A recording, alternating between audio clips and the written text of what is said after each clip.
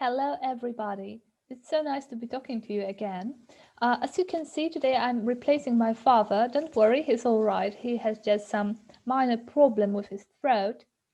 It's nothing serious, but still he cannot deliver such a long lecture uh, because today's lecture is going to be much longer than the previous one. But I hope it will be pretty interesting for you, and that it will help you to understand better the materials we are going to send to you. And of course, well, we will add them in the description below, so you can find the links with the description, what it is all about.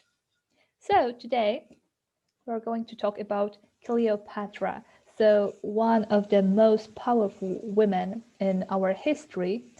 Beautiful, mysterious, very intelligent and well educated.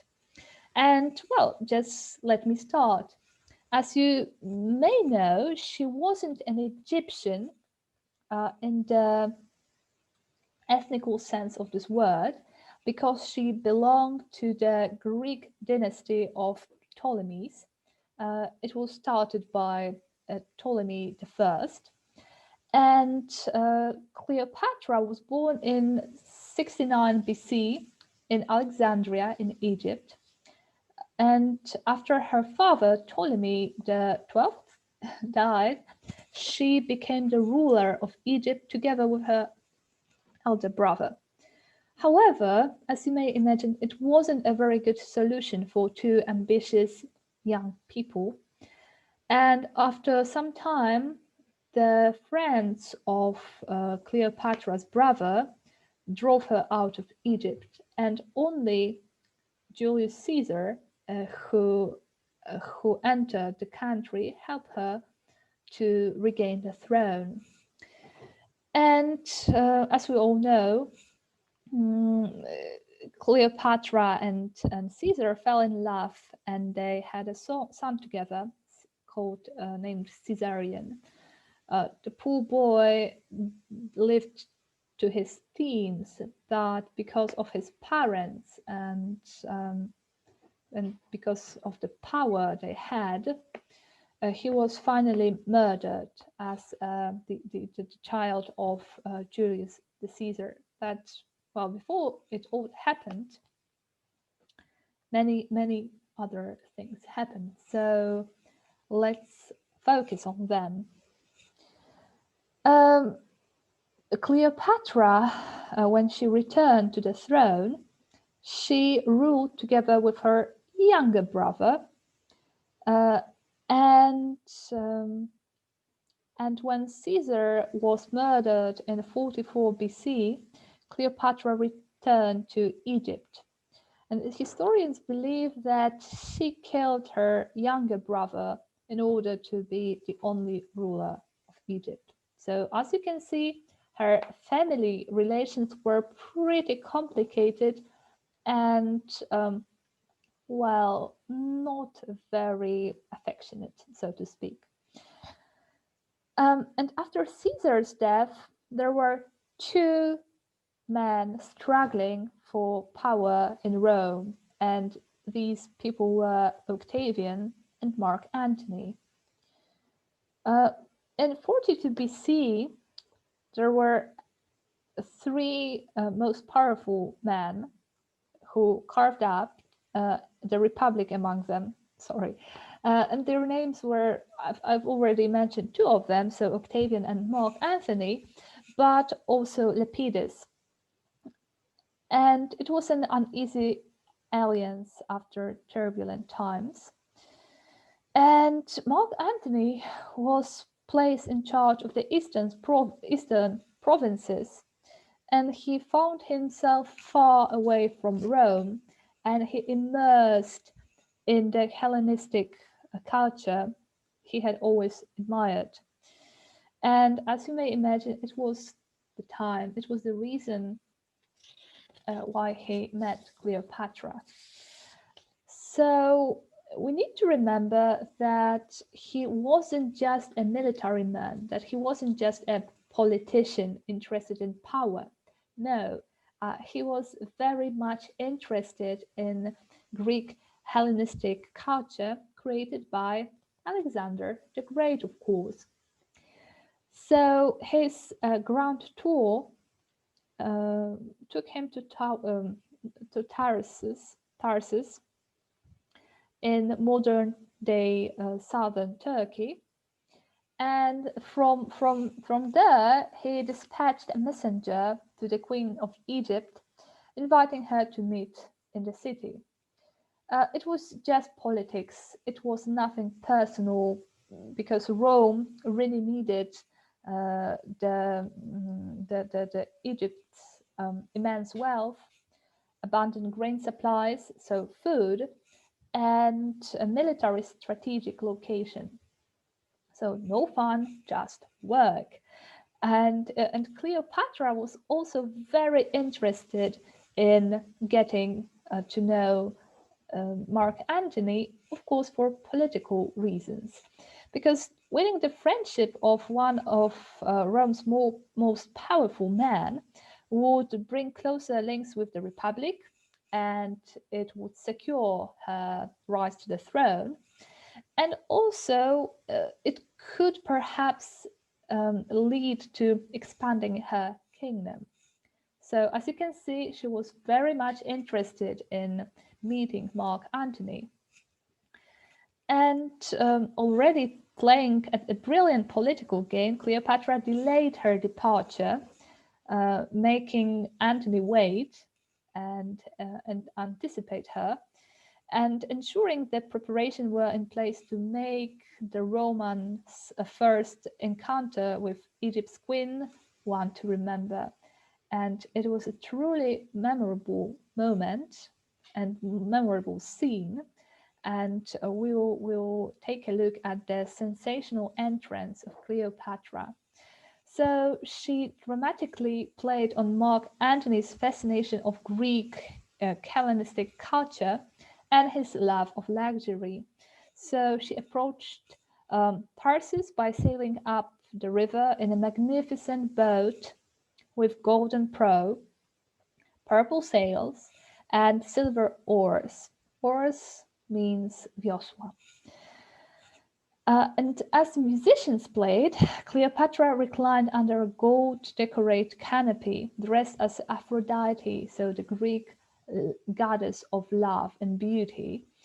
And she was fanned by youths dressed as heroes and waited upon by girls dressed as sea nymphs, while servants wafted perfume toward the gaping crowd lining the river.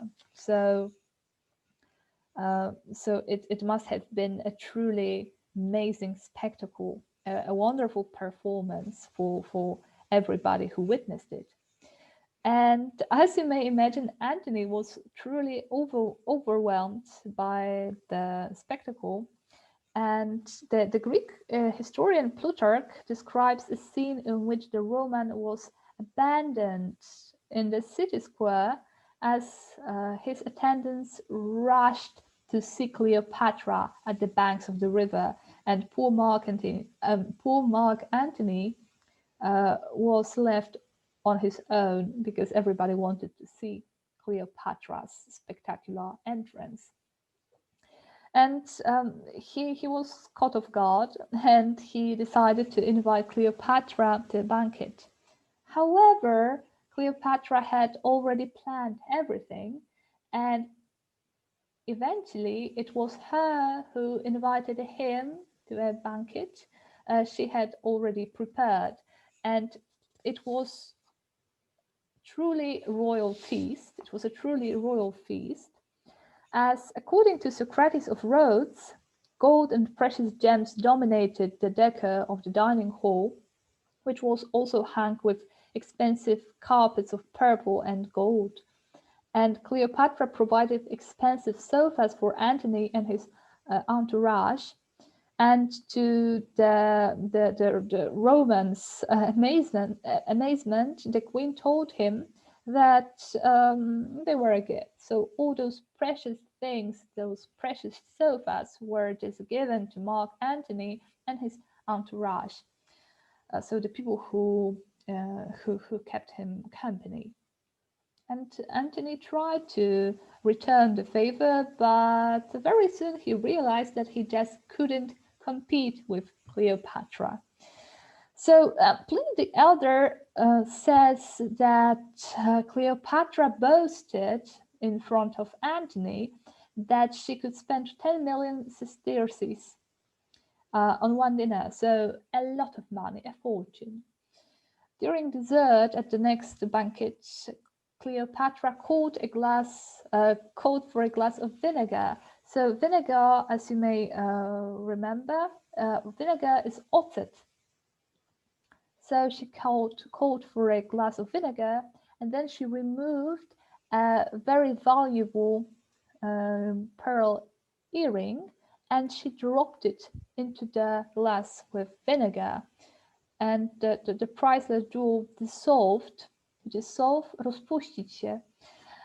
So the pearl dissolved, and then Cleopatra simply drank the mixture, consuming a huge fortune. So she really behaved like a queen, and she really knew how to impress Mark Antony. According to Plutarch, the queen had been convinced that her conquest of Antony would be much easier than in case of Julius Caesar, just because she was much more experienced, and she thought it would be much easier. At 28, because she was 28 at the time, she had the confidence, the intelligence, and the beauty of a mature woman. And she knew that with a little bit of her charm and luxury, she could easily win Antony over. By some accounts, Cleopatra wasn't a very beautiful woman, according to the beauty standards back then, and she wouldn't have turned heads at first sight. But she was so charismatic, and she was known for her sweet, beautiful, very pleasant voice. So everybody wanted to listen to her, and she was very smart, very intelligent, and cunning. So in this way, she made up for all the lacks in her appearance. And Cleopatra also knew that she had an advantage because Mark Antony saw her in Alexandria 14 years earlier, and he was captivated by her then.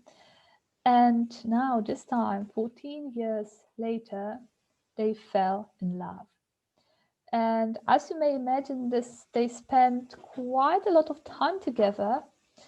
And they spent the whole winter of 4140 BC in Alexandria, reveling in the unique mix of Egyptian and Greek culture, for which this particular city was renowned.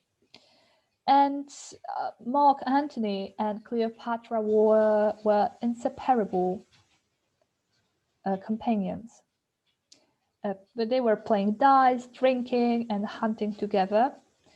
And soon they developed a taste for nocturnal escapades, and they were walking the streets dressed as slaves, so they could remain anonymous, and they could enjoy the nocturnal life, nightlife of the city without being recognized.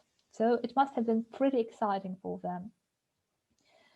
And they also, of course, organized luxurious, lavish, opulent banquets for each other. And as they had a lot of money and no financial problems, they could afford it and spend time in this really, really nice way, having fun and without really worrying about.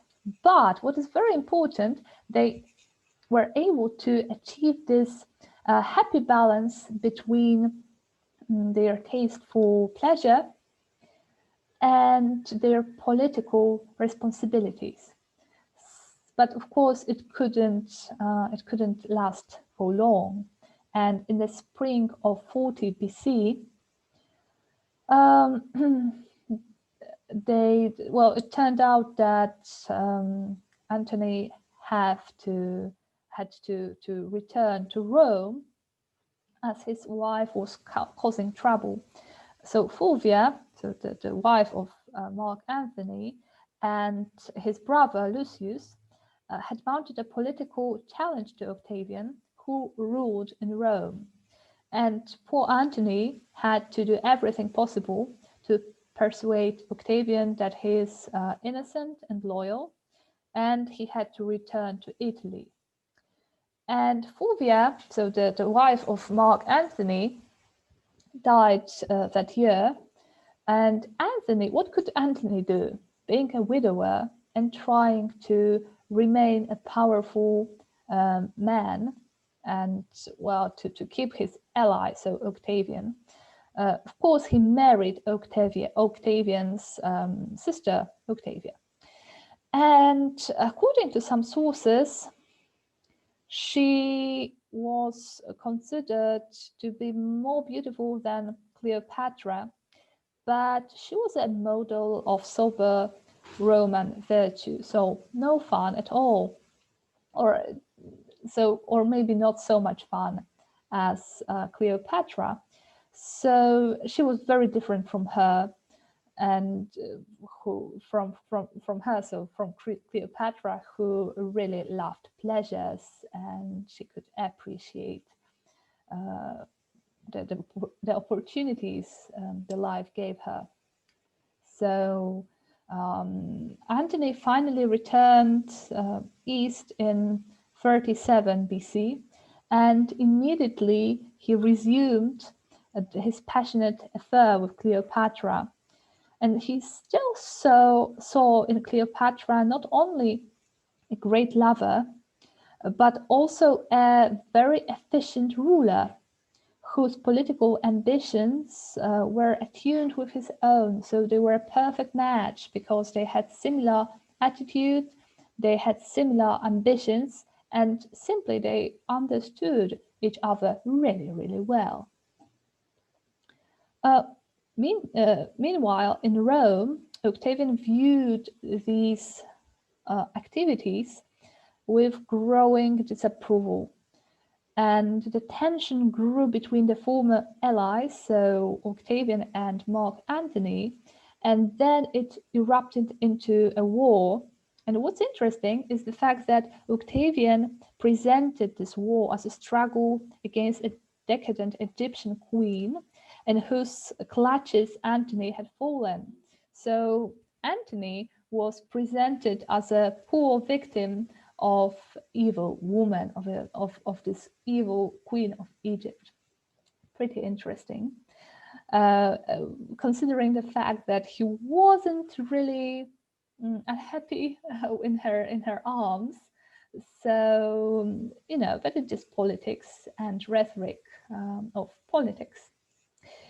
So the armies of Roman rivals met in Greece, where Octavian managed to cut Antony's supply lines to Egypt. And forced into action, Antony took Cleopatra's advice to fight at sea. So it was a sea battle in 31 BC, and about 900 ships clashed at the Battle of Actium. But, when Cleopatra's galleys fled, Antony followed. And because of that, his forces soon surrendered, and they simply lost the battle and what follows the war. The lovers, so Mark Antony and Cleopatra, were defeated, and in a dramatic fashion, both took their own lives, so they committed suicide. And of course, Octavian was very happy about it, because Mark Antony's death removed the last obstacle to Octavian's becoming sole emperor of Rome.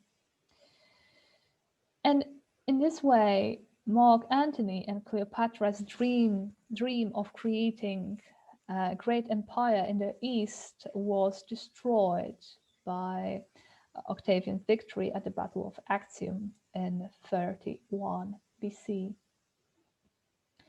So I think that you can see that Cleopatra was not only beautiful, not only intelligent, that she really could use both of these things to be a great lover, but also a great politician, a very powerful ruler, a great queen of Egypt.